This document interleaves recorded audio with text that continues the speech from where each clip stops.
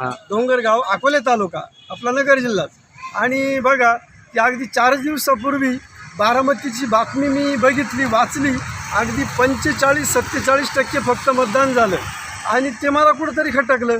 दुसरी बाजू अशी की आपले जिल्हाधिकाऱ्यांची एक बातमी आहे ती मी एक वाचली आणि ऐकली बी की जी गावं 75%पेक्षा जास्त मतदान करतील त्यांचा सत्कार करण्यात येईल, सन्मान करण्यात येईल।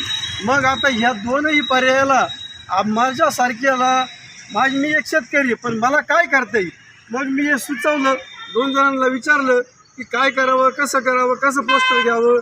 मला शासनाचं किंवा एखाद्या पक्षाचं काम नाही करायचं, फक्त लोकांनी मतदान जास्तीत जास्त करावं, लोकशाही बळकट करावी, याच्यावर कसं पोस्टर करता येईल।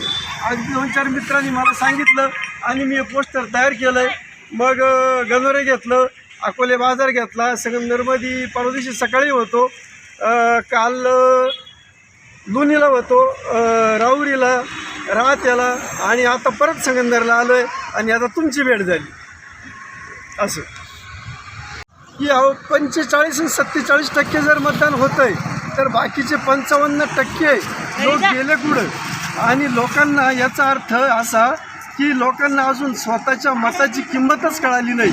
अगदी 1000, 500 आणि लाख रुपयात स्वतःच्या मताची किंमत होणं शक्यच नाही। दुसरी बाजू अशी, हा आजचा 13 तारखेचा दिवस जर गेला तर परत तुम्हाला 5 वर्ष संधी नाही, एवढंच मला सांगायचं आहे। आणि की मतदान करा एवढंच सांगेल। तिथून मतदान करू नको, पण परत 5 वर्ष तुम्हाला त्या सत्याची संधी नाही आहे, हे तुम्ही ध्यानात घ्या। म्हणजे एका मताची किंमत किती आहे आपणच ओळखायला पाहिजे। हा देश आपल्या एका मतावर घडणार आहे हे ध्यानात घेतलं पाहिजे, एवढंच। अकोल्याला जायचं आहे, मग लोणी झालं, राहता झालं, मग पेट्रोल, परत मुक्कामाचा प्रश्न, मग सगळेच प्रश्न आहे। आता तुम्ही प्रवास कसा करता? गाडीवर, एका समोर गाडी लावली, हां शहरात आलोय, आता पायी फिरणार, संध्याकाळी मी माझ्या घरी जाणार।